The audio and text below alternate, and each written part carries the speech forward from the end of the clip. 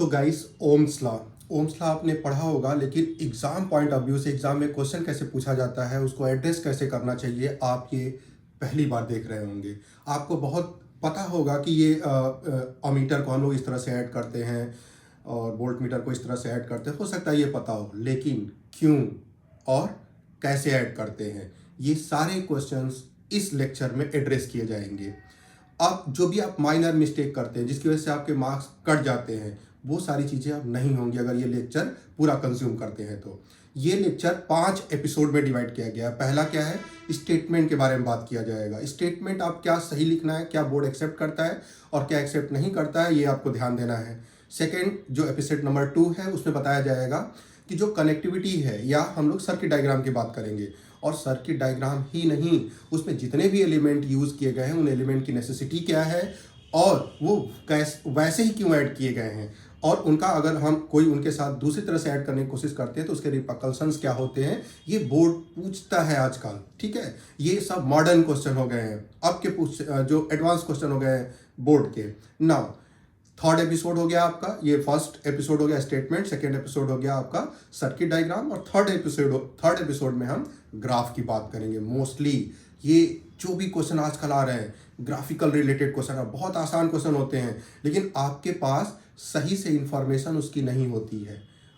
आप इस लेक्चर के बाद आप एक प्रो स्टूडेंट की तरह वर्क करेंगे, आपको बहुत आसान लगेगा क्वेश्चन। नाउ चौथा एपिसोड क्या हो गया, चौथा एपिसोड हो गया आपका लिमिटेशंस क्या हैं ओम्स लॉ के, ये भी क्वेश्चन से एड्रेस किया जा सकता है। नाउ द लास्ट, कुछ प्रीवियस एपिसोड नंबर 5 में कुछ हम लोग प्रीवियस ईयर क्वेश्चंस डील करेंगे और देखेंगे कि जो हमने सीखा है वो हमारा वर्क कर रहा है या नहीं कर रहा है। उसके बाद आप जाएंगे इस लेक्चर के डिस्क्रिप्शन वाले सेक्शन में जाएंगे, तो वहाँ पे हम आपको कुछ और सारे क्वेश्चंस ऐड कर देंगे, लिंक ऐड कर देंगे, आप वहाँ से क्वेश्चंस कर सकते हो। ठीक है, तो चलिए हम लोग लेक्चर पे चलते हैं। तो ओम्स लॉ, ना तो स्टेटमेंट की बात करी जाती है। इस एपिसोड में हम लोग स्टेटमेंट की बात करेंगे। इस एपिसोड में स्टेटमेंट में हम लोग क्या करते हैं, स्टेटमेंट याद कर लेते हैं, लेकिन अनाप शनाप कुछ नहीं लिखना है। बोर्ड क्या कहता है, बोर्ड को क्या रिक्वायरमेंट है, तो सिंपल सी बात है, according to Ohm's law potential difference, जो आपका पोटेंशियल डिफरेंस है, पोटेंशियल डिफरेंस V, वो क्या होता है, डायरेक्टली प्रोपोर्शनल टू क्या होता है, इलेक्ट्रिक करंट होता है फ्लोइंग थ्रू इट, उस रजिस्टर के थ्रू, जिस रजिस्टर के लिए ओम्स लॉ हम वेरीफाई कर रहे हैं, अप्लाई कर रहे हैं या फिर इन्वेस्टिगेट कर रहे हैं, उसके क्रॉस जो पोटेंशियल डिफरेंस है करंट के डायरेक्टली प्रोपोर्शनल होना चाहिए।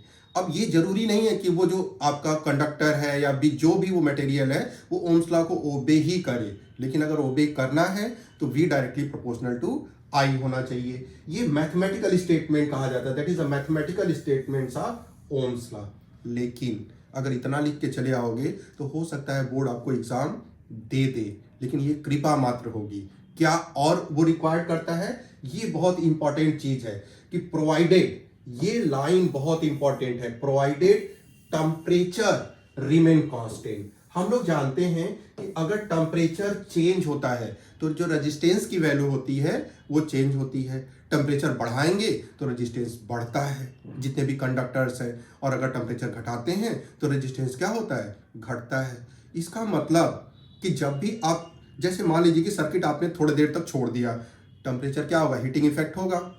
जब हीटिंग इफेक्ट होगा तो वहां पे टेम्परेचर उस कंडक्टर का राइज करता हुआ चला जाएगा, और कंडक्टर का अगर टेम्परेचर राइज करेगा तो जाहिर सी बात है रेजिस्टेंस की वैल्यू बदल चुकी होगी।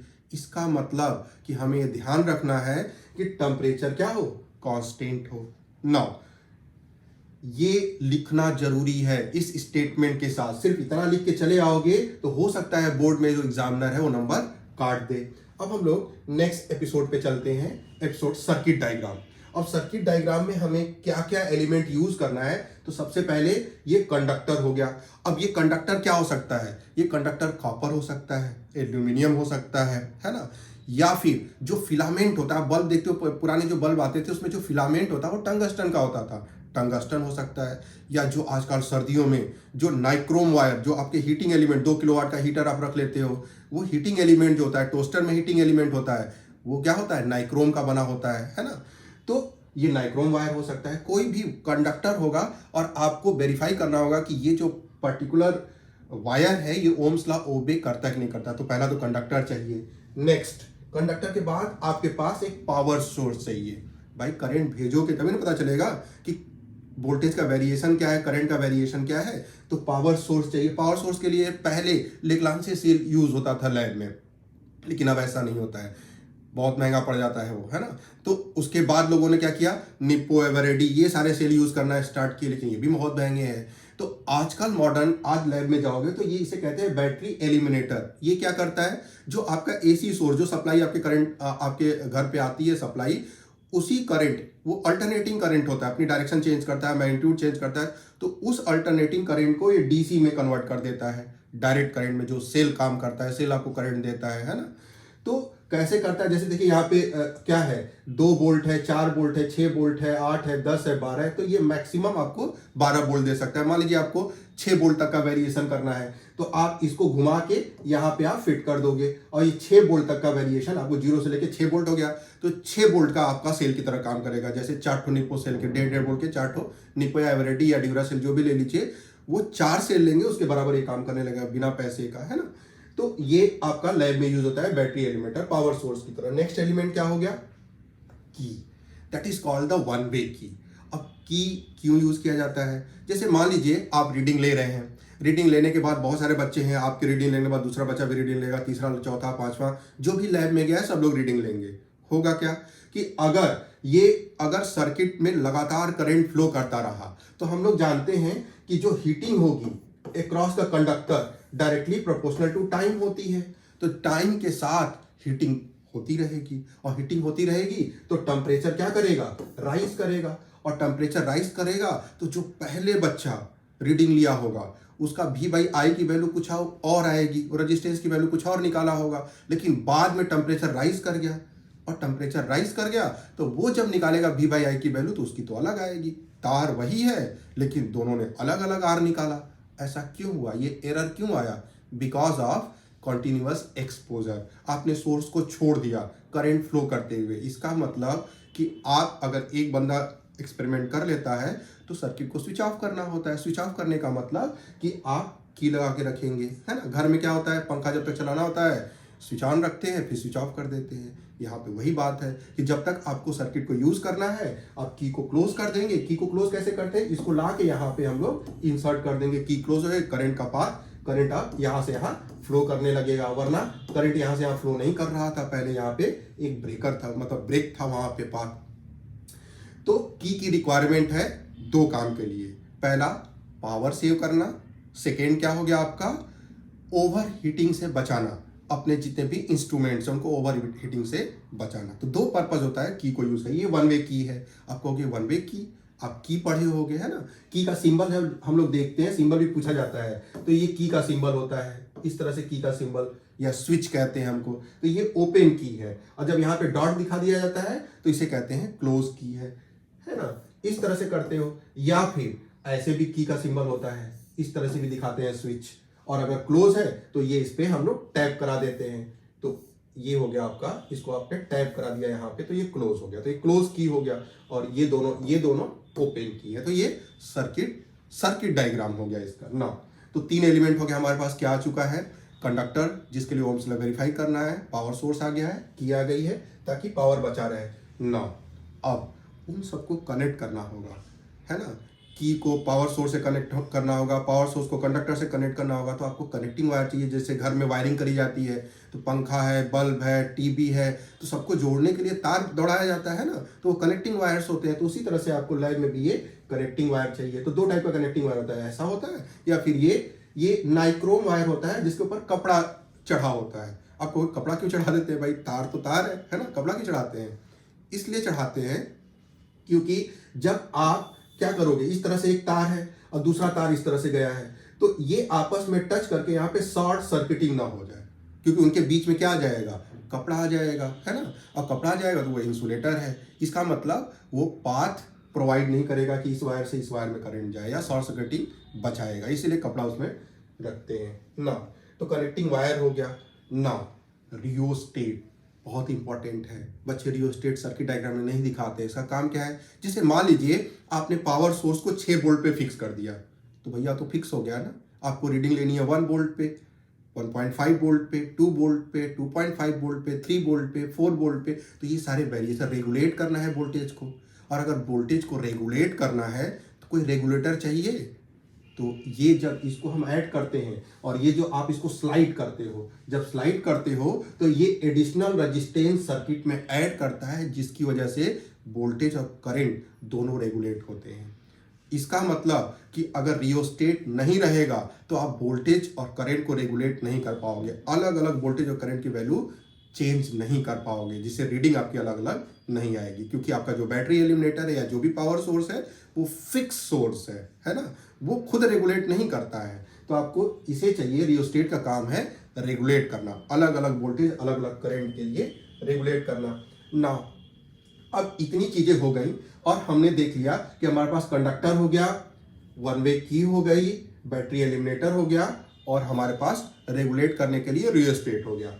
अब क्या करेंगे, इनको हम लोग कनेक्ट करेंगे, और अगर कनेक्ट करते हैं इनको, ठीक है, कनेक्ट करते हैं इनको कैसे, उसी सफेद वाले तार से। हमने मान लिया कि सफेद वाला तार अंदर क्या होता है, आपका कॉपर होता है, और उसका रजिस्टेंस, जो कनेक्टिंग वायर होते हैं उनके रजिस्टेंस कॉपर, गुड कंडक्टर होता है ना, बल्कि बेस्ट कंडक्टर तो आपका सिल्वर होता है ना, तो गुड कंडक्टर होता है, इसका रजिस्टेंस निग्लेजिबल होता है। तो हम लोग जीरो रजिस्टेंस मान के चलेंगे कि कॉपर वायर का जो कनेक्टिंग वायर है उनके रजिस्टेंस जीरो है ना, they don't add the additional resistance. अब क्या करते हो कि जो ये वाला पार्ट है ना, ये पॉजिटिव टर्मिनल, सोर्स के पॉजिटिव टर्मिनल को आप कनेक्ट कर देते हो यहाँ पे, ठीक है, यहाँ पे आप इसको फिक्स कर देते हो ना। इसके बाद यहाँ से करंट उठाते हो और यहां से आप कनेक्ट कर देते हो कंडक्टर को, और कंडक्टर के अनदर टर्मिनल को कनेक्ट कर देते हो आप की के एक पॉइंट पे। अब की के दूसरे पॉइंट को कनेक्ट कर देते हो बैटरी के नेगेटिव टर्मिनल को, तो आपने नेगेटिव टर्मिनल को ऐड कर दिया, तो ये सर्किट आपका कंप्लीट हो गया। लेकिन करंट अभी चल नहीं रहा है, क्यों? क्योंकि सर्किट ओपन है। ये सर्किट, आप अगर सर्किट डायग्राम देखा जाए तो ये ओपन है। जब तक की को इसको ला के इसमें इंसर्ट नहीं करोगे तब तक ये क्लोज नहीं होगा। सपोज मान लीजिए कि हमने की कर दिया, क्लोज कर दिया, देखिए यहाँ पे की हो गया क्लोज, की क्लोज हो गया, तो अब करंट दौड़ रहा होगा। अब प्रॉब्लम क्या है, इस कंडक्टर में कुछ करंट भी होगा, अब जाने कितना करंट होगा ये नहीं पता है, तो इस कंडक्टर में आपके पास करंट भी होगा, यहां करंट दौड़ रहा होगा। लेकिन दौड़ रहा हो कैसे पता चला, बैटरी एलिमिनेटर में एक इंडिकेटर छोटा सा लाल सा लगा रहता है, और जल जाएगा आपको, वरी पावर तो जा रहा है। लेकिन आपको तो रीडिंग लेनी है, वोल्ट कितना वोल्ट है, इस जो आपका कंडक्टर है, मान लीजिए जिसके टर्मिनल ए और बी मान लेते हैं, तो ए बी के अक्रॉस पोटेंशियल डिफरेंस कितना है और ए बी में करंट कितना जा रहा है, ये पता कैसे चलेगा जब तक आपके पास मेजरिंग डिवाइस नहीं होगा। इसका मतलब कि हमें रीडिंग लेने के लिए करेंट मेजरिंग डिवाइस चाहिए, और करेंट मेजरिंग डिवाइस क्या होता है, अमीटर होता है। और करेंट डिटेक्टिंग डिवाइस, अगर करंट को डिटेक्ट करना है तो गैल्वेनोमीटर होता है, वो डिटेक्ट करता है कि किधर करंट जा रहा है, कितना जा रहा है ना, वो डिटेक्ट करता है। लेकिन मेजर कौन करता है, अमीटर मेजर करता है, तो अमीटर चाहिए। तो अमीटर क्या क्या करता है, अब देखिए, अगर ये करंट दौड़ रहा है तो ये पूरा सर्किट में दौड़ रहा है, ये उसका जो भी ये आपके पास पार्ट था, ये इसका सर्किट डायग्राम हो गया, ये इसका सर्किट डायग्राम हो गया, ठीक है। अब इसमें हमें करंट नहीं पता चल रहा कि करंट कितना फ्लो कर रहा है, हमें वोल्टेज नहीं पता चल रहा है वोल्टेज कितना, तो हमें क्या ऐड करना पड़ेगा, current measuring device which is called the ammeter. अब अमीटर देखिए, ये अमीटर, इसका मैक्सिमम रेंज 5 एम्पियर है, इसका मतलब ये मैक्सिमम 5 एम्पियर करंट मेजर करने के लिए बना हुआ है। अब क्या क्या इंपॉर्टेंट बात है करंट मेजरिंग डिवाइस से, तो ये करंट मेजरिंग डिवाइस है अमीटर। दूसरी बात बहुत नोटिस करने वाली है, ये एकदम याद रख लीजिए कि जो आइडियल अमीटर होता है उसका रजिस्टेंस निग्लेजिबल होता है, जीरो होता है ना, उसका रजिस्टेंस बहुत कम होता है, निग्लेक्ट कर सकते हैं, तो ये बात आपको याद होना चाहिए। तीसरा, ये डिजाइन किया जाता है एक तरफ डिफ्लेक्ट होने के लिए। अब कहोगे अरे गैल्वेनोमीटर दोनों तरफ डिफ्लेक्ट होता है, लेफ्ट भी जाता है और राइट भी जाता है, लेकिन गैल्वेनोमीटर को ही कन्वर्ट किया जाता है अमीटर में। गैल्वेनोमीटर से ही हम लोग वोल्ट मीटर बनाते हैं, लेकिन इस तरह से डिजाइन करते हैं कि बस एक तरफ हो जाए, है ना। तो ये एक तरफ जाने के लिए डिजाइन किया जाता है, मतलब ये सिर्फ इधर रोटेट करेगा। अगर आपने उल्टा रोटेट करवाने की कोशिश करी, अब आप कैसे कोशिश करोगे? सिंपल सी बात है, पोलरिटी चेंज कर दीजिए। यहाँ पे रेड वाला प्लस है, यहाँ पे आप माइनस ऐड कर दीजिए और यहाँ पे प्लस वाला टर्मिनल ऐड कर दीजिए। यहाँ से पावर आप इंटर कराइए। जब यहाँ से पावर इंटर कराएंगे, आप यहाँ से पावर इंटर कराएंगे तो क्या होगा? यहाँ से पावर इंटर कराएंगे तो ये इधर घूमने की कोशिश करेगा, और इधर घूमने की कोशिश करेगा, अंदर लगा रहता है एक स्टॉपर लगा रहता है, और वो स्टॉपर से लड़ के टूट जाएगी, है ना। तो नीडल हो जाएगी खत्म, नीडल टूट जाएगी तो आपका जाहिर सी बात है रीडिंग नहीं ले पाओगे। इसका मतलब कि एक तरफ डिफ्लेक्ट होने के लिए डिजाइन किया जाता है। ये दोनों तरफ डिफ्लेक्ट गैल्वेनोमीटर की तरह नहीं हो सकता है ना। अब हमारे पास अमीटर तो आ गया। अमीटर को ऐड कैसे किया जाए सर्किट में? There are two options. इसको पैरेलल ऐड किया जाए या सीरीज में ऐड किया जाए।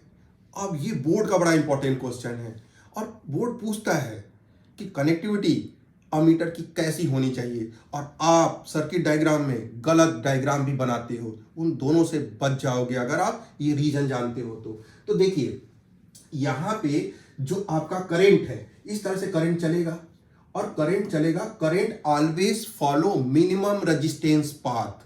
और अभी हमने आपको बताया कि जो अमीटर होता है नियरली जीरो रेजिस्टेंस होता है। इसका मतलब कि जो करंट ये रजिस्टर में जा रहा था, अमीटर लगाते ही पूरा करंट डाइवर्ट हो जाएगा टुवर्ड द अमीटर। और अगर बहुत ज्यादा सारा करंट, नियरली सारा करंट इधर से जाने की कोशिश करेगा, that is the least resistance path. ये लीस्ट रेजिस्टेंस पाथ है, रेजिस्टेंस पाथ। अब ऐसा होगा तो अमीटर के अंदर जो है करंट हीटिंग इफेक्ट जो होता है, हीट जो होता है आई स्क्वायर के डायरेक्टली प्रोपोर्शनल होता है। और अब सोचिए इतना ज्यादा हीटिंग होगी कि ये फूक जाएगा, तो अमीटर जल जाएगा। जो ही आप स्विच ऑन करोगे अमीटर पक्का से उड़ जाएगा। इसका मतलब आप सर्किट से करंट मेजर नहीं कर सकते। इसका मतलब कि हम लोग कहेंगे अमीटर को पैरेलल नहीं रखेंगे। तो क्वेश्चन एग्जाम में पूछा जाता है क्यों नहीं रखेंगे? तो because ammeter have the zero resistance and all the current passing through, when we add parallel, all current passing through the ammeter and ammeter get overheated and burned। ठीक है। अब सर्किट क्या होगा? फिर से वर्क नहीं करेगी। सर्किट तो पूरा अंदर करंट जा रहा होगा लेकिन रीडिंग नहीं ले पाओगे आप ना। तो ये तय हो गया कि इस तरह से हम लोग इसको ऐड नहीं करेंगे। उसके रीजन हमने बता दिए। तो सर्किट अमीटर कैसे ऐड करना है? पैरेलल ऐड करना है। लेकिन पैरेलल ऐड करने का मतलब ये नहीं कि डाल देंगे, देयर आर पोलरिटी। पोलरिटी पे ध्यान रखना है कि कैसे ऐड करोगे। माइनस प्लस नेगेटिव, प्लस वाले जो लाल वाले टर्मिनल है उधर ऐड करोगे और माइनस वाला इधर रखोगे, या फिर इस तरह से दो पोलरिटी का पॉसिबिलिटी है। अब क्या है, क्या प्रॉब्लम है? अगर आपने उल्टा ऐड किया तो हमने क्या बताया था? अमीटर और वोल्टमीटर दोनों एक तरफ डिफ्लेक्ट होने के लिए डिजाइन किया जाता है, और अगर पोलरिटी उल्टा रखेंगे तो सुई टूट जाएगी स्टॉपर से टकरा के, जो अंदर स्टॉपर लगा रहता है। इसका मतलब पोलरिटी आपने गलत दिखा रखा है सर्किट डायग्राम में, तो उसके कॉन्सिक्वेंसेस क्या है? फिर से सर्किट वर्क नहीं करेगी। अब देखिए कैसे दिखाएं, किधर प्लस दिखाएं? तो अमीटर में जहां से करंट इंटर कर रहा है, जहां से करंट इंटर कर रहा है वो वाला टर्मिनल प्लस होता है। तो देखिए यहाँ पे करंट इंटर कर रहा है तो ये प्लस होगा, यहाँ पे करंट इंटर कर रहा है ये माइनस दिखाया गया है, मतलब ये गलत है। तो कैसे ऐड करेंगे हम लोग? जहां से करंट इंटर कर रहा है अमीटर में वो टर्मिनल प्लस होगा, और जहां से करंट लीव कर रहा है वो टर्मिनल क्या होगा? माइनस होगा अमीटर का। तो दोनों बातें ध्यान देना है। कनेक्टिविटी सीरीज होगी कि पैरेलल होगी, और पोलरिटी। तो दो बातों का हम लोग ध्यान रखते हैं जब भी अमीटर को ऐड करते हैं। तो और वही सर्किट डायग्राम में आप दिखाते हो। आप गलत दिखाओगे इसका मतलब उसके कॉन्सिक्वेंसेस हैं। अब मान लीजिए कि आपके पास अमीटर ये सर्किट में आ गया है, अमीटर रीड कर रहे हो, लेकिन आप इसको क्या करोगे? इसको स्लाइड करोगे। यहाँ पे जब स्लाइड करोगे रियोस्टेट अलग अलग आपको वेरिएबल वोल्टेज देगा, वेरिएबल करंट देगा, तो अलग अलग करंट की रीडिंग आ रही है, लेकिन बोर्ड का रिस्पॉन्डिंग वोल्टेज की रीडिंग नहीं आ रही है। हो सकता है 2 एम्पियर करंट फ्लो कर रहा हो, 4 हो रहा हो, 1 एम्पियर हो रहा हो, लेकिन आपको करंट नहीं पता चल वोल्टेज नहीं पता चल रहा है कि इसमें वोल्टेज कितना है इस करंट के लिए। तो वोल्टेज जानने के लिए आपको वोल्टेज को मेजर करने वाला डिवाइस चाहिए, और वोल्टेज को मेजर करने वाला डिवाइस क्या होता है? वोल्ट मीटर होता है। अब देखिए ये वोल्ट मीटर जो है ये 0 से लेके 10 वोल्ट तक मेजर कर सकता है ना, यहाँ पे वोल्ट लिखा हुआ है, तो 0 से 10 वोल्ट तक ये क्या कर सकता है? मेजर कर सकता है। अब कई बार एक छोटा सा क्वेश्चन पूछा जाता है, लीस्ट काउंट। ये क्या होता है? लीस्ट काउंट होता है कि एक डिवीजन कितना अमाउंट मेजर करता है, एक डिवीजन। तो देखिए 0 से लेके 2 वोल्ट, ये 0 से लेके 2 वोल्ट है, तो 2 वोल्ट और नंबर ऑफ डिवीजन ये 10 है ना। आपको हो सकता है साफ ना दिख रहा हो, लेकिन हम बता रहे हैं कि 10 डिवीजन है। इसका मतलब कि एक डिवीजन की जो वैल्यू हो गई, एक डिवीजन की जो वैल्यू हो गई 2 वोल्ट अपॉन 10, इसका मतलब 0.2 वोल्ट हो गया। तो that is the least count. इसे कहते हैं least count of this instrument. इस इंस्ट्रूमेंट का लीस्ट काउंट है। खैर, तो इसका मैक्सिमम कितना मेजरमेंट दे सकता है? 10 वोल्ट। इसका लीस्ट काउंट कितना है? 0.2 वोल्ट। ये भी बोर्ड में क्वेश्चन पूछा गया है ना। खैर, अब इसके बारे में 3 बातें। ये क्या करता है? पोटेंशियल डिफरेंस मेजर करता है। आइडियल वोल्ट मीटर का रेजिस्टेंस इनफाइनाइट होता है, तो ये बहुत इंपॉर्टेंट है, ये याद होना चाहिए आपको आर्ग्यू करने के लिए अपनी बातों को। तो रेजिस्टेंस वोल्ट मीटर का इनफाइनाइट होता है, ये याद होना चाहिए। और ये भी अमीटर की तरह एक तरफ डिफ्लेक्ट करने के लिए बनाया जाता है ना। ये दोनों तरफ डिफ्लेक्ट नहीं कर सकता है गैल्वेनोमीटर की तरह, ये एक तरफ डिफ्लेक्ट होता है। फिर इसको ऐड कैसे किया जाए, सीरीज में या पैरेलल, और अगर हमने उल्टा ऐड कर दिया तो उसके कॉन्सिक्वेंसेस क्या है ना, ये ध्यान देना है। तो देखिए, अगर मान लीजिए यहाँ पे 2 हमने पॉसिबिलिटी बना दी, यहाँ पे ये पैरेलल कनेक्शन है। पैरेलल कैसे है? क्योंकि रजिस्टर के दोनों आर्म, वोल्टेज के दोनों आर्म से क्या है? कॉमन है, both arm are common for parallel connections, और यहाँ पे एक आर्म कॉमन है, तो ये सीरीज हो गया है ना। तो अब देखिए, अगर वोल्ट मीटर को आपने क्या किया? सीरीज में ऐड किया, तो वोल्ट मीटर को सीरीज में ऐड करेंगे तो ये करंट की डिमांड करेगा। पहले जब करंट आप रेगुलेट करेंगे तो करंट की डिमांड करेगा, और करंट की वैल्यू जो होती है वो डिपेंड करती है कि कितना वोल्टेज है और डिवाइडेड बाय सर्किट का आर इक्विवेलेंट रेजिस्टेंस कितना है, आर इक्विवेलेंट। अब आप कहोगे आर इक्विवेलेंट कैसे निकाला जाए? तो आर इक्विवेलेंट सर्किट में हमने मान लिया कि 2 ही रजिस्टर्स हैं। कौन कौन है? एक वोल्ट मीटर एक रजिस्टर प्रोवाइड कर रहा है, और एक क्या कर रहा है? ये रजिस्टर जो हम जिसके थ्रू हम लोग, जो वायर हमारा है, जो कंडक्टिंग वायर है, उसका कुछ रेजिस्टेंस होगा। तो हमने मान लिया कि इसका रेजिस्टेंस से आरवी है वोल्ट मीटर का, और इसका क्या हो गया? आर हो गया। अब हमने पढ़ा है कि जो रेजिस्टेंस वोल्ट मीटर का होता है वो इनफाइनाइट होता है, वेरी लार्ज होता है ना। ये मान लीजिए 5 ओम है, तो ये हो सकता है कि 5000 ओम हो, मतलब 5 किलो ओम, 50 किलो ओम भी हो सकता है, बहुत ज्यादा है। इसका मतलब कि ये सारी वैल्यू बहुत ज्यादा हो जाएगी, वेरी लार्ज, वेरी लार्ज। और वेरी लार्ज मतलब ये इंफिनिटी हो जाएगी, बहुत लार्ज हो जाएगा। अब सोचिए कि अगर आर इक्विवेलेंट की वैल्यू बहुत बड़ी हो जाए, है ना, इसका मतलब कि जब एक किसी नंबर को आप बहुत बड़ी वैल्यू से डिवाइड करोगे तो नियरली 0 आ जाएगा, तो आपको ऐसा लगेगा कि करंट हमेशा 0 है। तो जो अमीटर आपका है कोई रीडिंग नहीं बताएगा, कितना भी आप फ्लक्चुएट करते हो, कितना भी आप स्लाइड कराते रहो, कितना भी वोल्टेज चेंज करते रहो, वोल्टेज कितना भी चेंज करोगे, आपका करंट 0 रहेगा। इसका मतलब circuit does not work, circuit work ही नहीं करेगी। तो कॉन्सिक्वेंस क्या हो गया? पहली बात कि अगर हमने सीरीज में जोड़ा तो R equivalent of the whole circuit become infinite और very large, and that consequence current nearly 0, that is the value of current can not be detected by the ammeter. इसका मतलब हमें ऐसा महसूस होगा कि सर्किट वर्क ही नहीं कर रही है, चाहे हम कितना भी स्लाइड कर रहे हैं, तो सर्किट वर्क नहीं करेगी। अब समझ में आ गया? इसका मतलब कि सीरीज में हमें वोल्ट मीटर को प्लेस नहीं करना है, उसके अपने रीजन हमने बता दिए ना। ये तय हो गया कि क्या होगा, हम लोग वोल्ट मीटर को पैरेलल ऐड करेंगे, लेकिन पैरेलल में भी 2 पॉसिबिलिटी है पोलैरिटी के बारे में। तो पोलैरिटी, अब हमने कहा कि ये 2 तरह से ऐड किया जा सकता है, इधर माइनस इधर प्लस, और इधर प्लस इधर माइनस। हमने मान लिया है, अच्छा डायरेक्शन दिखा रखा है हमने कि करंट यहां से इंटर कर रहा है, और करंट अगर यहां से इंटर कर रहा है तो कुछ थोड़ा सा करंट इधर जा रहा होगा, है ना, जिसमें गैल्वेनोमीटर लगा होगा वही डिफ्लेक्ट करके बताता है। खैर इसके अंदर गैल्वेनोमीटर होता है, कोई बात नहीं है। तो हमने कहा कि यहां से करंट इंटर कर रहा है। अब जहां से करंट इंटर करता है वो वाला टर्मिनल हमेशा प्लस रहता है, और जहां से करंट लीव करता है वो वाला टर्मिनल क्या होता है, माइनस होता है। इसका मतलब कि ये जिस तरह से डिजाइन किया गया है डिफ्लेक्ट होने के लिए, आपने सही कनेक्शन किया है। लेकिन अगर कनेक्शन ऐसा कर दिया है तो जिस तरह से डिजाइन, अगर मान लीजिए लेफ्ट टू राइट डिजाइन करने के लिए बनाया गया है तो आप राइट टू लेफ्ट, इसका मतलब डिफ्लेक्ट कराने की कोशिश कर रहे हैं। और अगर ऐसा कराने की कोशिश करेंगे तो सुई टूट जाएगी, और सुई टूट जाएगी तो फिर नया रिप्लेसमेंट चाहिए, या तो सुई कैसे रिप्लेस करेंगे, वोल्ट मीटर दूसरा ले आइए फिर, है ना।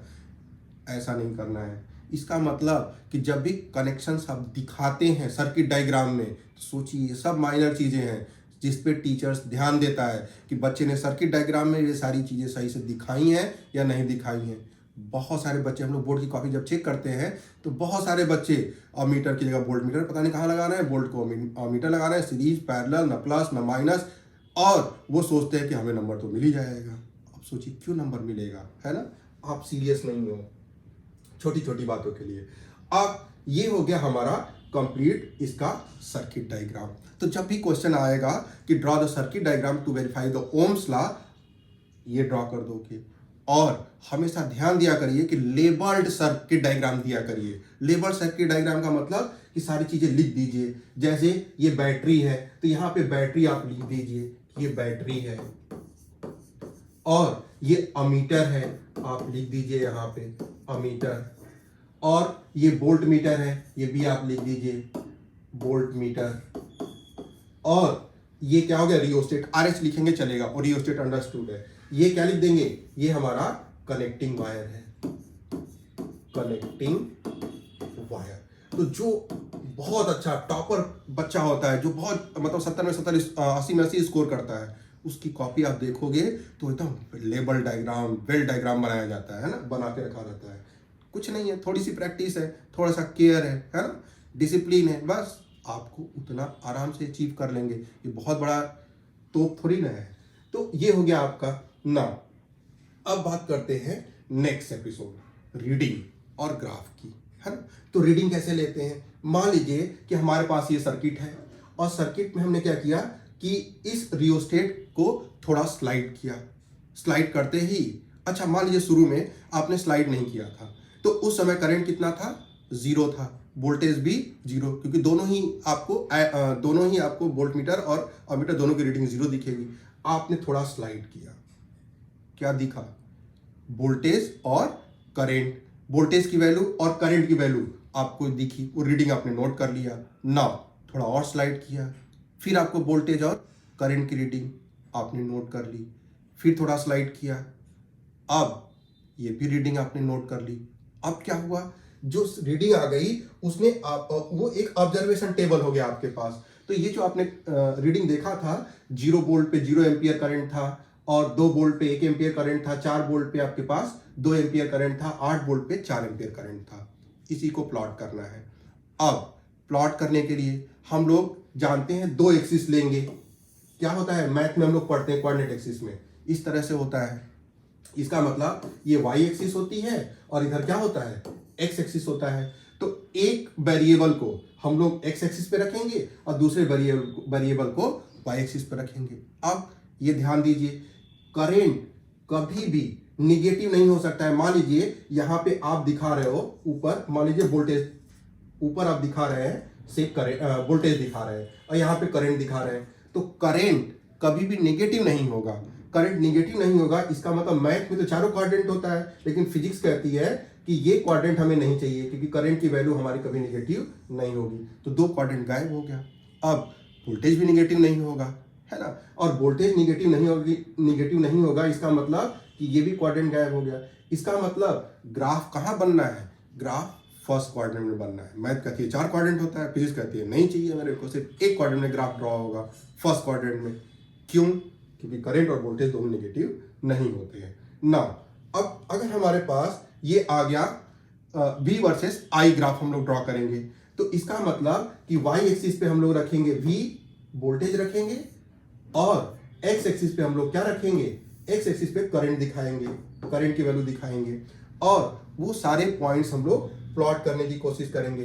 तो अब हमारे पास क्या था, हमारे पास था 1 एम्पियर करंट था 2 वोल्टेज पे, तो वोल्ट आपके पास 2 वोल्ट था और 1 एम्पियर करंट था। उसके बाद 2 एम्पियर करंट था 4 वोल्ट पे, ये एक पॉइंट हो गया। देखिए 2 एम्पियर करंट और वोल्टेज कितना हो गया, 4 हो गया, तो ये एक पॉइंट हो गया। ये पॉइंट्स इस तरह से ग्राफ पेपर आपको मिलता है ना। तीसरा रीडिंग था आपके पास 4 एम्पियर करंट था 8 वोल्ट पे, तो ये तो ग्राफ गायब हो गया यहाँ पे, है ना, ग्राफ है ही नहीं यहाँ पे, कोई बात नहीं है, कहीं यहाँ पे आएगा मान लीजिए, ठीक है। तो जब हम लोग इसको क्या करेंगे, हालांकि ड्रॉ करने के लिए, ग्राफ को ड्रॉ करने के लिए 2 पॉइंट काफी है, हालांकि तीसरा पॉइंट भी था 0 0 था, है ना, तो ये भी था, तो 3 पॉइंट हमारे पास हैं। तो इन तीनों पॉइंट्स को हम क्या करेंगे, जैसे पॉइंट ए है, बी है, सी है, इन पॉइंट्स को हम लोग ज्वाइन कर देंगे और ज्वाइन करने के बाद ग्राफ कैसा दिखेगा, ऐसा दिखेगा, है ना। 0 0 हो गया, 1 2 हो गया और ये क्या हो गया, ये सारा हो गया। अब इसमें क्या क्या बातें इंपॉर्टेंट हैं, ग्राफ आपको बनाने के लिए नहीं आएगा, बना बनाया ग्राफ आएगा और उससे बहुत सारी चीजें पूछी जाएंगी। तो पहली चीज क्या इंपॉर्टेंट है, नेचर ऑफ द ग्राफ। तो नेचर क्या है, नेचर हो गया straight line, straight line, nature हो गया स्ट्रेट लाइन। उसके बाद बात करते हैं स्लोप की। अब स्लोप कैसे निकालते हैं, किसी ग्राफ का जब स्लोप निकालना होता है, इसका मतलब कि आप एक पॉइंट से दूसरे पॉइंट पे अगर जाते हो तो उस पॉइंट तक जाने के लिए आपने हॉरिजॉन्टल रन इसे कहते हैं, एक्स एक्सिस के अलॉन्ग कितना चला और वाई एक्सिस के अलॉन्ग कितना चला, है ना। तो ये रूल फिक्स है कि वाई पे आप कितना एलिवेट हुए हो, कितना ऊपर गए हो, है ना, that is called the vertical shift. तो ये किस में चेंज है, जो वाई एक्सिस पे चीजें ड्रॉ करी गई हैं, वाई एक्सिस पे क्या ड्रॉ किया गया है, वोल्टेज ड्रॉ किया गया है, तो दैट इज डेल्टा वी। और ये क्या हो गया, इसमें चेंज आ गया, मतलब दैट इज डेल्टा आई। मतलब डेल्टा का क्या मतलब होता है, चेंज से मतलब होता है। अगर डेल्टा किसी भी क्वांटिटी के पीछे लगा हुआ है तो डेल्टा बताता है चेंज को, कि इसमें कितना चेंज हुआ है। तो स्लोप की बात करेंगे हम लोग, डेल्टा वी अपॉन डेल्टा आई। लेकिन ये जो स्लोप है हम कैसे भी निकाल सकते थे, तो जब भी स्ट्रेट लाइन, ध्यान रहे ग्राफ स्ट्रेट लाइन हो पहला, दूसरा पासिंग थ्रू द क्या हो, ओरिजिन हो, मतलब 0 0 से ग्राफ पास कर रहा हो, तब हमेशा अगर ये कोई भी वोल्टेज भी हो गया, मान लो ये कोऑर्डिनेट कैसे लिखेंगे, पहले एक्स कोऑर्डिनेट लिखेंगे आई और कॉमा क्या हो गया, वी हो गया, आई कॉमा वी, एक्स पे आपका आई हो गया और वाई पे क्या हो गया, वी हो गया। इस पॉइंट का कोऑर्डिनेट हमने लिख दिया। तो कभी भी आपको अगर निकालना हो, स्लोप निकालना हो, तो बड़ा सिंपल होता है। कैसे निकालते हैं हम लोग कहते हैं कि इस ट्रायंगल को ऐड कर देते हैं यहां से लेके यहां तक। तो ये जो चेंज हो गया, ये वाला चेंज डेल्टा वी, ये कितना हो गया, वी, और यहां का कितना है, 0 है, तो आप लिखोगे v minus 0 which is equal to we.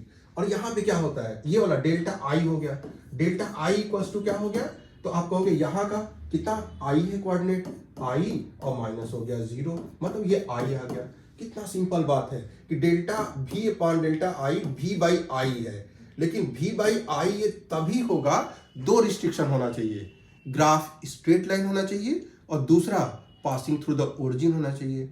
लेकिन ये अच्छी खबर है कि ओम्स लॉ में हमेशा स्ट्रेट लाइन होता है और पासिंग थ्रू द ओरिजिन होता है। इसका मतलब कि हम वोल्टेज की रीडिंग और करंट की रीडिंग का रेशियो निकाल लेंगे, v बाई आई निकाल लेंगे, तो हमें स्लोप आ जाएगा ग्राफ का। कितना आसान है स्लोप निकालना ओम्स लॉ में। अब स्लोप देगा क्या, जैसे मान लीजिए कि यहाँ कोई ट्रायंगल पकड़ते हैं, है ना, कोई भी ट्रायंगल लेंगे, अगर स्लोप निकालते हैं किसी भी ट्रायंगल को, ये जरूरी नहीं है कि आप कहां से कहां जा रहे हैं। जैसे मान लीजिए कि अगर इसमें हम लोग देखें, सपोज ये रीडिंग यूज करते हैं, ये रीडिंग यूज करते हैं, तो यहां पे वोल्टेज 4 है, ये वोल्टेज कितना है, यहाँ पे 4 वोल्ट है और करंट कितना है, 2 एम्पियर है। तो यहां पे हमने लिखा स्लोप हमारा आ गया, स्लोप इक्वल्स टू 4 बाई कितना हो गया आपका, 2 हो गया, दैट गिव्स 2 और ओम होगा, 2 ओम आ गया। अगर आप कहते हो कि ना ना हम ये लेंगे, ये वाली रीडिंग लेंगे, कोई बात नहीं है, ये वाली रीडिंग ले लीजिए, ये रीडिंग लेंगे तो यहाँ पे वोल्टेज कितना हो गया, वोल्टेज हो गया आपका 8 और करंट हो गया आपका 4। तो अगर स्लोप हम वहां से निकालें तो स्लोप हमारा आ जाएगा 8/4, तब भी 2 आ रहा है क्योंकि लाइन है और स्ट्रेट लाइन है तो स्लोप नहीं चेंज होता है, स्लोप सेम रहता है। और यहीं से तो वेरीफाई होता है कि V/I का रेशियो कांस्टेंट है क्योंकि ग्राफ स्ट्रेट लाइन आया है, ग्राफ लीनियर है। इससे पता चलता है कि ये कंडक्टर ओम्स लॉ को ओबे कर रहा है, और अगर ग्राफ लीनियर नहीं है तो कंडक्टर ओम्स लॉ को ओबे नहीं कर रहा है। नाउ अब आते हैं दूसरे ग्राफ पे। किसी ने कहा कि अरे आपने वाई एक्सिस क्या किया था, आपने वाई एक्सिस पे वोल्टेज दिखाया था, लेकिन अगर हम करंट दिखाएं तब क्या होगा, है ना। और अगर एक्स एक्सिस पे हम लोग क्या दिखाएं, एक्स एक्सिस पे हम लोग वोल्टेज दिखाएं तब क्या होगा। सिंपल है, कुछ नहीं होगा। आप ग्राफ प्लॉट करिए, जहां यहाँ पे कोऑर्डिनेट क्या लेंगे, पहले वोल्टेज लेंगे तो वोल्टेज हो गया 0, एक पॉइंट हो गया 0, और फिर ये लेंगे 0, 0,0 हो गया। फिर आप 2,1 लेंगे, दूसरा पॉइंट हो गया 2,1 कोऑर्डिनेट, और तीसरा क्या हो गया 4,2 हो गया, और चौथा क्या हो गया 8,4 हो गया। तो ये सारे पॉइंट्स आप क्या करेंगे, प्लॉट करेंगे, तो 0 0 हो गया। इस तरह से प्लॉट करते चले जाएंगे और उनको फिर ज्वाइन कर देंगे। जब ज्वाइन करेंगे तो हमारे पास ग्राफ ऐसे आ जाएगा, ठीक है। अब यहाँ पे स्लोप निकालते हैं। तो हमने कहा कि स्ट्रेट लाइन ग्राफ है और पासिंग थ्रू द ओरिजिन है, तो स्लोप किसकी बात करेगा, जो क्वांटिटी वाई एक्सिस पे है। वाई एक्सिस पे कौन है, करंट है, और एक्स एक्सिस पे कौन है, वोल्टेज है। इसका मतलब आई बाई क्या हो गया, भी हो गया।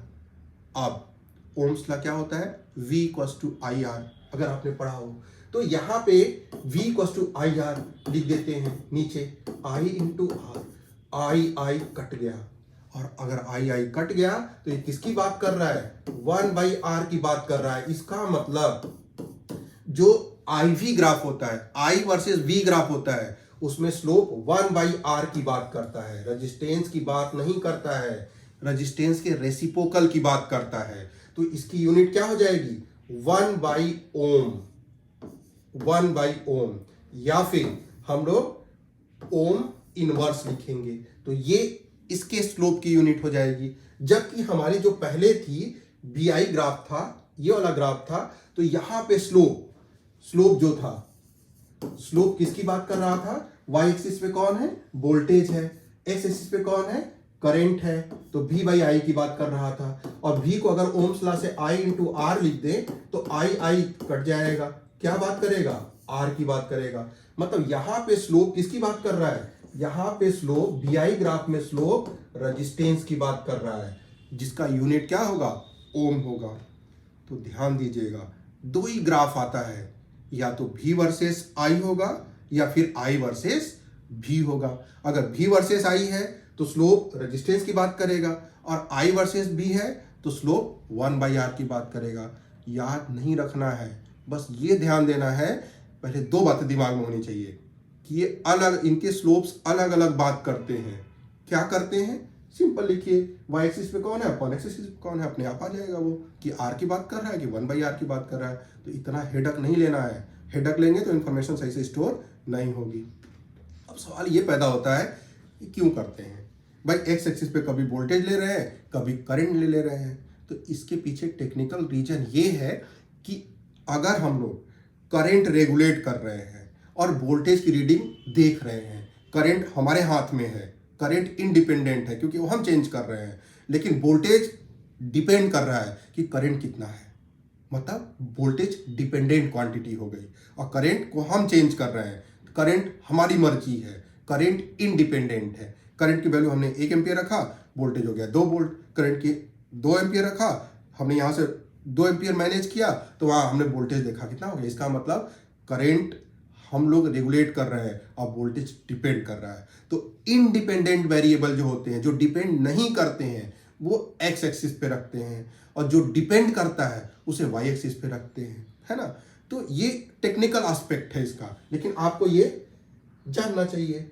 खैर, इसका बहुत ज़्यादा इंपॉर्टेंस नहीं है।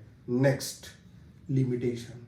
सिंपल आता है ग्राफ बन के, कल के लिए फ्यूचरिस्टिक क्वेश्चन हो गया कि ग्राफ बन के आ गया और आपसे कहा कि बताइए ये जो ग्राफ देख के आपको क्या लग रहा है कि जो कंडक्टर है ये ओम्स लॉ फॉलो कर रहा है या ओम्स लॉ को ओबे कर रहा है या ओम्स लॉ को ओबे नहीं कर रहा है।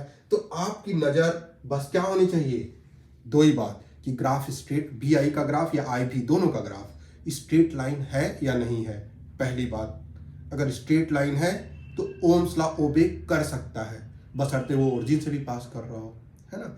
ऐसा तो है नहीं कि पता चला कि ओरिजिन से पास नहीं कर रहा है और आप कह रहे हो कि ओम्स लॉ फॉलो करेगा, इसका मतलब कि कुछ ना कुछ करंट है, आप सोर्स हटा लिए तब भी। ऐसा नहीं है, सोर्स हटाते ही करंट भी जीरो होना चाहिए। इसका मतलब देखिए यहाँ पे ये जो डॉटेड लाइन है, डॉटेड लाइन स्ट्रेट लाइन है, लेकिन ये थोड़ा सा जाके डाइवर्ट हो गया है, भी तेजी से बढ़ गया है, मतलब स्लोप बदल गया है ना। यहाँ पे स्लोप क्या हो गया, यहाँ पे अगर हम टेंजेंट ड्रॉ करें तो ये स्लोप बढ़ गया, ठीक है, ये ज्यादा स्लोपी सरफेस हो गया। ये जो डॉटेड लाइन है उसका स्लोप कम था, इसका मतलब बाद में रेजिस्टेंस ज्यादा हो गया है और पहले रेजिस्टेंस कम था। सिंपल सी बात है, स्ट्रेट लाइन ग्राफ नहीं है। और अगर ग्राफ स्ट्रेट लाइन नहीं है इसका मतलब ये जो भी कंडक्टर है ये ओम्स लॉ को ओबे नहीं कर रहा है ना। दूसरा काम क्या हो सकता है, ऐसा भी होता है देखिए कि जब वी आई का ग्राफ, ये आई वर्सेस भी ग्राफ ड्रा किया गया है तो यहां तक तो स्ट्रेट लाइन हुआ है ना। उसके बाद क्या हो गया, उसके बाद ये तेजी से स्लोप बढ़ा, फिर अचानक जाके फिर घटने लगा, है ना, और फिर इस तरह से हो गया। बताइए, अजीब सा है, होता है। अब कहोगे ऐसा कौन सा भैया मटेरियल है, ये सेमी कंडक्टर होता है। आजकल देखो पूरा गाड़ी चाहे घर में हर जगह एलईडी एलईडी एलईडी हो गई है, ये सब सेमी कंडक्टर्स हैं। सेमी कंडक्टर है, ये कंडक्टर की तरह बिहेव नहीं करते हैं, इनका बिहेवियर ही अलग होता है। ये ओम्स लॉ को तो बिल्कुल मना ही कर देते हैं, ओबे ही नहीं करते हैं। अगर वोल्टेज बदलोगे तो ये तुरंत ही मना कर देंगे कि हमारे थ्रू करंट ही नहीं जाएगा। तो ये सेमी कंडक्टर के लिए ड्रॉ किया गया है ना। यहाँ पे देखिए स्लोप बदल रहा है, तो आपको बस इतना जानना चाहिए कि हमारे पास ये जितने भी एलईडी होते हैं नॉन ओमिक सर्किट्स होते हैं, नॉन ओमिक सर्किट एलिमेंट होते हैं। अब 5वां एपिसोड हम लोग चलते हैं क्या, पीवाईक्यू पे। तो हमारे पास कुछ पीवाईक्यू हैं, उनको एड्रेस करते हैं और देखते हैं हमने क्या सीखा। तो गाइस, थ्योरी पढ़ने का फायदा क्या पता चला कि अगर रजिस्टर जो था, रजिस्टर आर के थ्रू कितना करंट जा रहा है हम लोग अमीटर प्लेस करते थे, और अगर करंट ऐसे जा रहा है तो इधर प्लस टर्मिनल होता था, इधर माइनस टर्मिनल। जिधर से करंट इंटर करता है उधर प्लस कहते हैं और जिधर लीव करता है माइनस कहते हैं। और इस रजिस्टेंस के क्रॉस पोटेंशियल डिफरेंस कितना डेवलप हो रहा है उसे मेजर करने के लिए हम लोग वोल्ट मीटर लगाते थे इस तरह से। तो वोल्ट मीटर हो गया पैरेलल, इधर प्लस हो जाएगा इधर माइनस हो जाएगा क्योंकि करंट इधर से इंटर कर रहा है। इसका मतलब ये हुआ कि वोल्ट मीटर पैरेलल होगा और अमीटर क्या होता है, सीरीज में होता है। ऑप्शन देखिए, अमीटर कनेक्टेड इन पैरेलल, गलत ऑप्शन हो गया। अमीटर कनेक्टेड इन सीरीज, आधा सही दिख रहा है। The volt meter is parallel, बिल्कुल पूरा सही दिख रहा है। मतलब बी ऑप्शन हमारा क्या हो गया, सही हो गया, और बाकी ऑप्शंस गलत हैं। तो गाइस, ये 3 मार्क्स का क्वेश्चन है, आपके पास 3 ए बी सी एक मार्क्स के लिए है। अब क्या दे रखा है, वी और आई का करस्पॉन्डिंग, वी की करस्पॉन्डिंग आई की वैल्यू आपको रीडिंग दे रखी है। कैसे पता चलेगा कि ये क्या होगा, कि ये जो कंडक्टर है ये ओमिक है या फिर नॉन ओमिक है। मतलब कंडक्टर ओम्स लॉ को ओबे कर रहा है या ओम्स लॉ को ओबे नहीं कर रहा है। आप कहोगे बड़ा सिंपल है, क्या करें हम लोग, ग्राफ पेपर ले और वाई एक्सिस पे वी, एक्स एक्सिस पे आई, और v, आई 10,2, 20,3 और 30,4 को ड्रॉ करें और उनको ज्वाइन करें, एक ही स्ट्रेट लाइन पे आने चाहिए जो ओरिजिन से पास करे। अगर ऐसा है तो हम लोग कहेंगे कि ये ओम्स लॉ को फॉलो करेगा कंडक्टर, मतलब ओमिक होगा। और अगर ऐसा नहीं है तो नॉन ओमिक होगा। आप कहोगे कहाँ से ग्राफ पेपर लाएं, है ना, और ग्राफ पेपर हमें तो मिलेगा नहीं जस्टिफिकेशन के लिए, फिर क्या किया जाए, बड़ा सिंपल है। हम लोग V बाई आई की वैल्यू इन्वेस्टिगेट करेंगे तीनों रीडिंग के लिए, और according to Ohm's law V directly proportional to I होता है। इसका क्या मतलब हुआ कि V बाई आई की वैल्यू जो होती है ये कांस्टेंट आती है। तो ये ध्यान रहे कि V बाई आई की वैल्यू कांस्टेंट आएगी और उसे हम लोग रेजिस्टेंस कहते हैं। तो अगर हमारा तीनों डेटा के लिए V बाई आई की वैल्यू सेम आ गई तब हम लोग कहेंगे ये ओम्स लॉ को ओबे कर रहा है, मतलब कंडक्टर ओमिक है। और अगर V बाई आई की वैल्यू सेम नहीं आई इसका मतलब ओम्स लॉ को कंडक्टर ओबे नहीं कर रहा है, वो क्या है, नॉन ओमिक है। फिर क्या है, बस अब एक आंसर तब आएगा जब आप जस्टिफिकेशन आप क्लैरिफाई कर लोगे। तो पहले जस्टिफिकेशन हम लोग देख लेते हैं। तो v बाई आई की वैल्यू देखते हैं, 10 by v by I, v by I means 10 by 2, 10 by 2 5 जा 10, तो ये आ गया 5 ओम, अगर यूनिट लिखना चाहे तो। नेक्स्ट आपका यहाँ पे देखोगे v बाई आई, ये फर्स्ट रीडिंग के लिए हो गया, v by I for second reading 20/3, और ये 20/3 डिवाइड करोगे 6.666 करके आता जाएगा, तो 6.67 भी कह सकते हो। और थर्ड के लिए v बाई आई की वैल्यू जो है ये 30/4 है, और जब आप कैंसिल करेंगे 2 2 जा 15 जा, और ये कैंसिल करेंगे तो ये 7.5 आएगा। इसका मतलब कि यहाँ पे 6.67 ओम कह सकते हैं, 7.5 ओम कह सकते हैं, और ये 5 ओम कह सकते हैं। v बाई आई की वैल्यू तीनों रीडिंग के लिए अलग अलग है, इसका मतलब कांस्टेंट नहीं है, फिक्स नहीं है, वेरी कर रही है। इसका मतलब कि ये कंडक्टर ओम्स लॉ को ओबे नहीं कर रहा है, तो ये क्या होगा, नॉन ओमिक होगा। तो पहले वाले के लिए मात्र आपको ये लिख देना है, आंसर कुछ भी नहीं लिखना है, सिर्फ इतना, नॉन ओमिक, ए ऑप्शन डाल के नॉन ओमिक। अब आते हैं बी के लिए क्या करेंगे, तो जस्टिफिकेशन के लिए ये तीनों बातें बता देंगे और कह देंगे कि clearly v by I is not constant, conclude कर देंगे। एक नंबर फिर मिल गया, 2 नंबर आपको मिल गए। तीसरे के लिए ओम्स लॉ, तो ओम्स लॉ तो रटा होता है आपको, आप आराम से ये स्टेटमेंट लिख देंगे और आपको तीनों मार्क्स मिल जाएगा। तो गाइस इस क्वेश्चन में क्या करना है, नाम बताना है, दूसरा उसको डिफाइन करना है, लेकिन भाई किसको, determine by the slope of VI graph, जो वीआई ग्राफ का स्लोप होता है उसका नाम बताना है, डिफाइन करना है, एंड लास्ट वैल्यू फाइंड करनी है, वो भी उस फिजिकल क्वांटिटी की विथ एसआई यूनिट, वो एसआई यूनिट में होना चाहिए। 3 काम हो गया आपके पास करने के लिए, लेकिन पहले पता तो किया जाए कि इसका स्लोप है कौन, ये तो अभी छुपा हुआ है। अब जब भी ग्राफ y एक्सिस वर्सेस कोई भी स्ट्रेट लाइन ग्राफ है और straight line graph passing through the origin, ध्यान रहे कि स्ट्रेट लाइन होना चाहिए और ओरिजिन से पास कर रहा हो, तो ऐसे ग्राफ का स्लोप निकालना यूं इतना पॉसिबल, इतना सिंपल होता है। कैसे निकालते हैं, हम लोग लिखते हैं slope equals to y by x, जो क्वांटिटी y एक्सिस पे है और जो क्वांटिटी x एक्सिस पे है उसको डिवाइड कर दीजिए। अब y एक्सिस पे यहाँ पे क्या है, y एक्सिस पे वोल्टेज है और x एक्सिस पे करंट है, तो यहाँ पे वोल्टेज लिख दिया अपॉन करंट लिख दिया। अब ओम्स लॉ सबको पता है कि V equals to I R होता है, तो हमने लिख दिया इसको I into R upon I. अब ये I कट गया, बचा क्या, R। इसका मतलब स्लोप जो है वो R को बताएगा, और R क्या है, इलेक्ट्रिकल रेजिस्टेंस है, पता पड़ गया उसका नाम, कौन से फिजिकल क्वांटिटी है। तो पहली बात रिवील हो गई, नाम क्या है उसका। फिर रजिस्टेंस का डेफिनीशन, और डेफिनीशन तो आपको ऐसे ही याद रहता है, लर्न किए रहते हो, फिर भी आप ये नोट कर लेंगे ना। अब बात करते हैं सेकेंड पार्ट, लास्ट पार्ट की, थर्ड पार्ट की। ये थर्ड पार्ट कैसे कैलकुलेट करेंगे, तो हम लोग ग्राफ का स्लोप निकालना है, y बाई एक्स निकालना है, कोई कोऑर्डिनेट यूज कर लीजिए। अगर मान लीजिए हम ये छोटू सा ट्रायंगल यहाँ से अगर देखते हैं, ये अगर ये ट्रायंगल हम यूज कर लें, देख रहे हैं ना, ये ट्रायंगल अगर यूज कर लें, तो ये हाइट हो गई आपकी 1.5, कितना है, वोल्ट है, 1.5 वोल्ट हो गई। तो R इक्वल्स टू हम लिखेंगे स्लोप, स्लोप इक्वल्स टू क्या हो जाएगा, 1.5 वोल्ट, SI यूनिट है, डिवाइडेड बाई यहां पे क्या हो जाएगा, ये बेस विच इज 0.2 एम्पियर, और B बाई ये SI, दोनों SI यूनिट है, तो जो भी आने वाला है वो SI यूनिट में आने वाला है, पॉइंट से पॉइंट हटा देंगे और दैट बिकम 7.5 ओम। तो SI यूनिट में आ रहा R की वैल्यू। ये तीसरे पार्ट का आपका आंसर हो गया और आपको सारे मार्क्स बोर्ड के मिल जाएंगे। तो गाइस VI ग्राफ का स्लोप क्या होता है, स्लोप इक्वल्स टू, हम लोग कहते हैं जो क्वांटिटी y एक्सिस पे है, मतलब v है यहाँ पे, और x एक्सिस पे जो क्वांटिटी है उसको डिवाइड कर देते हैं, क्योंकि स्ट्रेट लाइन ग्राफ है, पासिंग थ्रू द ओरिजिन है। तो जब भी straight line passing through the origin होता है, y एक्सिस पे जो quantity divide by x axis पे, according to Ohm's law v equals to क्या होता है, I इंटू आर होता है, I कट गया। इसका मतलब स्लोप किसकी बात करता है, रेजिस्टेंस की बात करता है।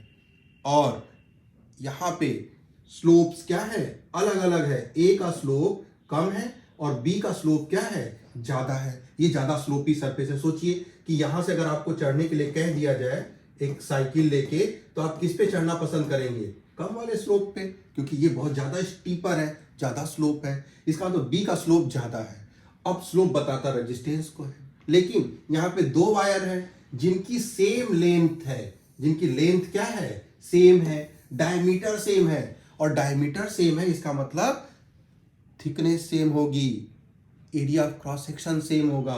और रेजिस्टेंस क्या होता है, रो एल अपॉन ए। इसका मतलब ये हुआ कि दोनों वायर का लेंथ सेम है और एरिया सेम है, क्योंकि डायमीटर सेम है तो रेडियस सेम होगा, और रेडियस सेम होगा तो पाई आर स्क्वायर एरिया सेम होगी। इसका मतलब ये हुआ कि स्लोप किस पे डिपेंड कर रहा है, रजिस्टिविटी पे डिपेंड कर रहा है। इसका मतलब slope directly proportional to resistivity हो गया, या स्पेसिफिक रेजिस्टेंस कहते हैं। तो क्या पता चला कि जिसका स्लोप ज्यादा उसकी रजिस्टिविटी ज्यादा हो गई, जिसका स्लोप कम उसकी रजिस्टिविटी क्या हो जाएगी, कम हो जाएगी, क्योंकि डायरेक्टली रिलेटेड है, डायरेक्ट प्रोपोर्शन में है। अब यहाँ पे क्या कह रहा है कि गिव रीजन जस्टिफिकेशन, तो ये तो हम रीजन में लिख देंगे, इसको लिख देंगे हम लोग रीजन में, ताकि हमें मार्क्स मिल जाए। और हमें क्या बताना था कि ए या बी, ठीक है, two conductors A and B है, बोथ वायर्स ये दे रखा है, which have the two made material high resistivity. इसका मतलब बी की रजिस्टिविटी क्या होगी, हाई होगी। तो यहां पे लिख देंगे सेकेंड पार्ट के लिए कि बी है वायर, बी है हाई रजिस्टिविटी, हाई रजिस्टिविटी। तो एक इसके लिए आपको मार्क्स मिल जाएगा, और दूसरा मार्क्स इसके जस्टिफिकेशन के लिए आपने कैसे सोचा उसको मिल जाएगा। दोनों बातें लिखेंगे आपके बोर्ड में, 2 मार्क्स मिल जाएगा सीधे। गाइस, इस क्वेश्चन में हमारे पास R1 R2 R3 के लिए ग्राफ दे रखा है। क्या देख पा रहे हैं हम लोग, सारे ग्राफ स्ट्रेट लाइन है और ओरिजिन से पास कर रहे हैं। तीसरी बात, सबका स्लोप अलग अलग है, सबके इंक्लिनेशन अलग अलग है। स्लोप देता क्या है, पता कैसे चलेगा, हमें तो याद ही नहीं है, निकाल लेते हैं, नहीं याद है कोई बात नहीं है, लॉजिक दिमाग में होनी चाहिए। तो स्लोप क्या होता है, स्लोप ऐसे ग्राफ का, स्ट्रेट लाइन ग्राफ जो ओरिजिन से पास करे, उसके लिए क्वांटिटी जो वाई एक्सिस पे ड्रॉ करी गई है और जो एक्स एक्सिस पे ड्रॉ करी गई है। यहां वाई एक्सिस पे करंट हो गया, तो यहां पे हम लिख देंगे करंट। एक्स एक्सिस पे क्या है, वोल्टेज है, तो यहां वोल्टेज लिख देंगे। आगे Ohm's law, V equals to I R, बच्चे को याद होता है, एग्जाम टाइम में तो एकदम याद हो जाता है, I इंटू आर, आई कटा, बच गया R, लेकिन डिनोमिनेटर में 1/r। इसका मतलब स्लोप किसकी बात कर रहा है, स्लोप बात कर रहा है 1/r की, रेजिस्टेंस के रेसिप्रोकल की बात कर रहा है, रेजिस्टेंस की बात नहीं कर रहा है। लॉजिकली हम लोग निकाल लिया ना।